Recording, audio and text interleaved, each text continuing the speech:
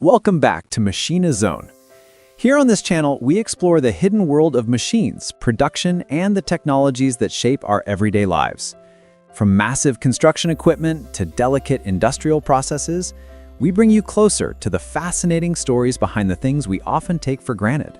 Today, we're going to talk about something so ordinary that it almost disappears from our attention. Yet without it, our civilization would look very different. Let me ask you this. What would life be like if paper had never been invented? Think about it. No books to pass on knowledge. No letters to connect people across distance. No newspapers to spread information. No packaging to protect the goods we buy. Paper is everywhere, and it has carried human progress for over 2,000 years. The story begins in ancient China, where paper was first created more than 2 millennia ago. From there, it spread across the Middle East, into Europe, and eventually around the world. A turning point came in the 15th century, when Johannes Gutenberg introduced the printing press. Suddenly, books could be produced on a massive scale, fueling revolutions in science, culture, and education. Later, during the Industrial Revolution, papermaking became mechanized, allowing production to reach levels that transformed modern society. But paper isn't just about books and letters. It serves countless roles, protecting goods as packaging, supporting doctors with medical records, giving artists a canvas, and even appearing in advanced forms like water-resistant sheets or thermal receipts. And today, papermaking is no longer a simple craft. It is a highly advanced industry, combining engineering, chemistry, and automation. In the next part of our journey, we will step into the forest, where the life of paper begins. From the library shelves and the printing press, our story now takes us back to the very beginning of papermaking, the forest. Every sheet of paper starts its life as a tree, but not just any tree, and not from just any forest. Modern papermaking relies on carefully managed resources, forests that are cultivated, harvested, and replanted with sustainability in mind. Most paper is made from 2 types of wood. The first is softwood, such as pine or spruce, which has long fibers that give paper its strength. The second is hardwood, like oak, birch, or aspen, which provides shorter fibers that make the paper smoother and easier to print on. By blending hardwood and softwood together, paper makers can create the perfect balance of durability and quality. Let's step into the forest for a moment. Imagine standing among tall pine trees, the morning mist still clinging to their branches. A logging crew arrives, equipped not with axes as in centuries past, but with powerful machines. One of the most impressive is the harvester, a giant machine that can grasp a tree, cut it at the base, strip off its branches, and slice it into logs, all in less than a minute.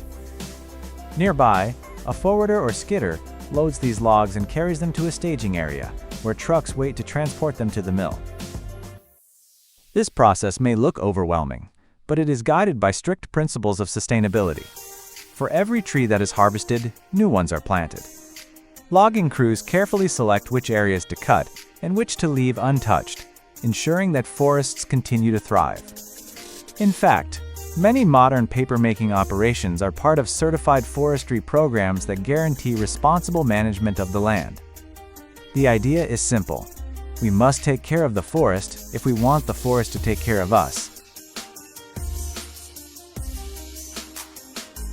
Once the logs are cut and prepared, they are loaded onto massive trucks. These trucks, often carrying tens of tons of timber, begin the journey from the forest to the mill. And this is where the transformation truly begins. What was once a solid, towering tree will soon become something entirely different. A raw material ready to be turned into pulp, and eventually into paper. And now, with the logs delivered to the mill, we're ready for the next step. This is where the magic of modern engineering takes over. Through grinding, cooking, and pressing, the wood will be transformed into pulp, and then into the sheets of paper that shape our daily lives. Join me as we step inside the mill, where tradition meets technology, and where the journey from tree to paper truly comes alive.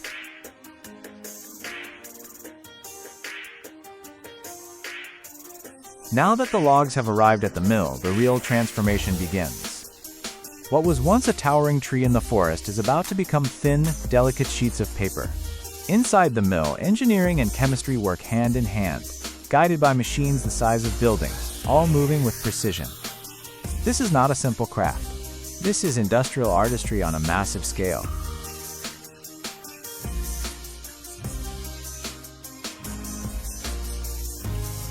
The first step in papermaking is to break wood down into pulp. Logs are stripped of their bark and cut into small chips. These chips look simple, but they are the foundation of everything that follows. To separate the fibers that make up the wood, mills use two main methods: mechanical and chemical. In the mechanical process, giant grinding stones or powerful refiners tear the wood apart, creating pulp quickly. This method is efficient, but the paper produced can be weaker and more yellow over time. In the chemical process, the chips are cooked in large digesters with chemicals that dissolve the lignin, the glue-like substance that holds fibers together. This creates stronger, higher quality pulp. Sometimes mills combine both methods, balancing strength and efficiency. By the end of this stage, the wood has lost its solid form and has become a thick slurry of fibers suspended in water. This pulp is the lifeblood of papermaking.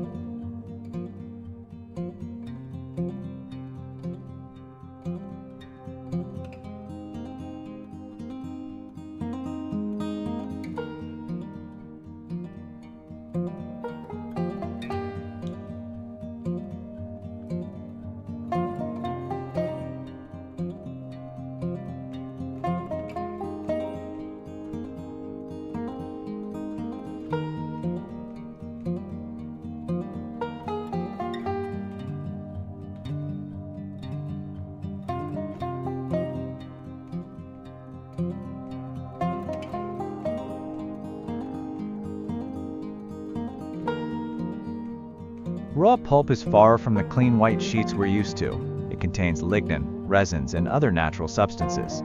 If left untreated, the paper would darken over time. That's why the next step is cleaning and bleaching.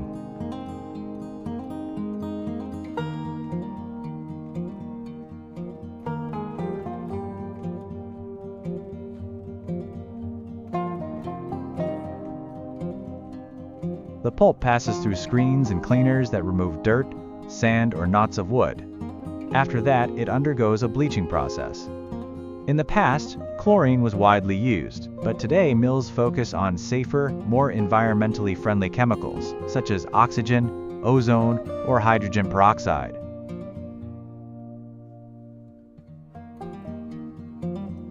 Bleaching doesn't just whiten the pulp.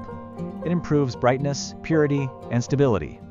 The goal is to create a pulp that will remain strong and clear for years to come. When you hold a fresh sheet of white paper in your hands, you're looking at the result of this careful preparation.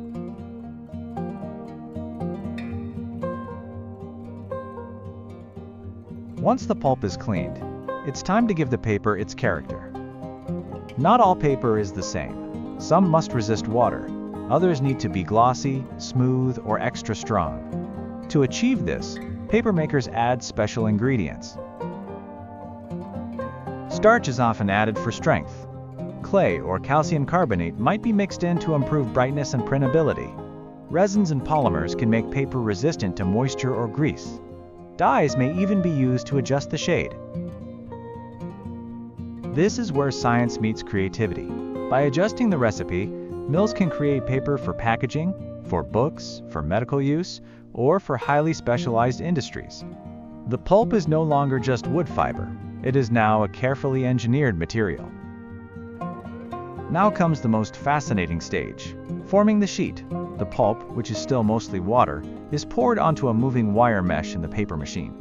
As the slurry spreads out, water drains away through the mesh, and the fibers begin to lock together, forming a thin, wet sheet. It's an amazing sight.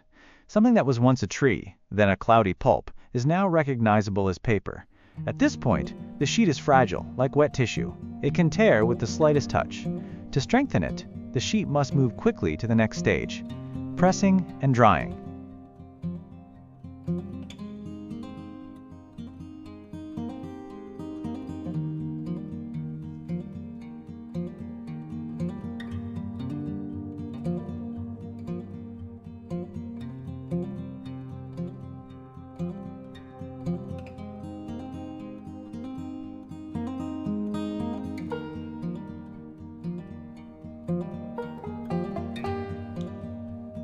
In the press section, the wet sheet passes between massive rollers that squeeze out excess water.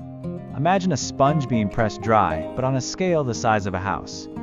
The pressure is immense, but it makes the fibers bond tightly together, giving the paper its first real strength.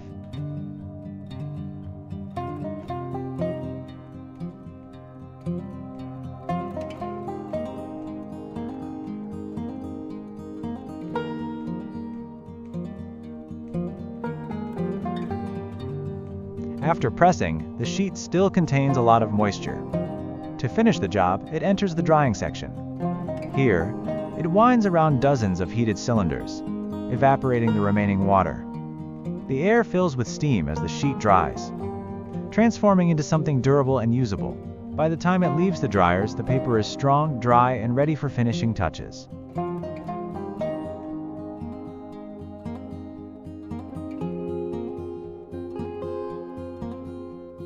Dry paper isn't the end of the process.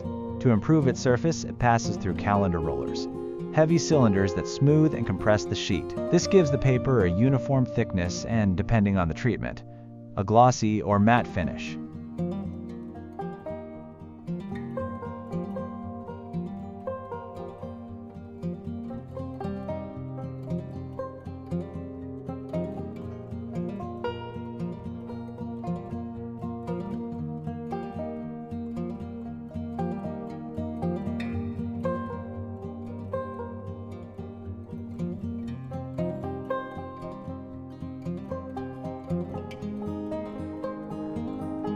Finally, the paper is wound into enormous rolls, some as wide as a truck and weighing several tons. These giant rolls are the master reels from which all smaller sheets and products will be cut.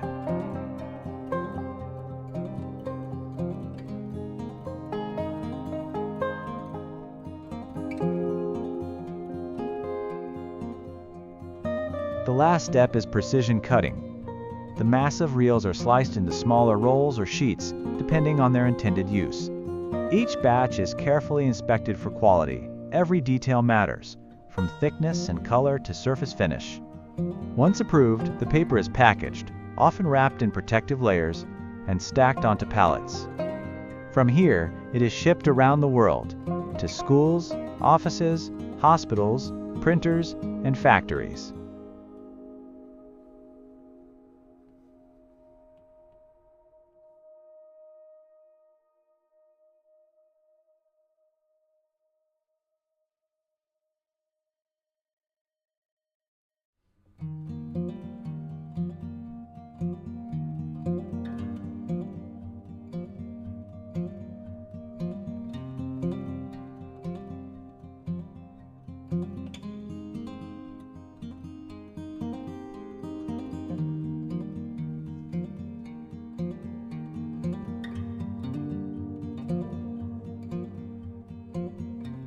And so the journey is complete. From tree to chip, from pulp to sheet, paper emerges as one of the most remarkable creations of human ingenuity.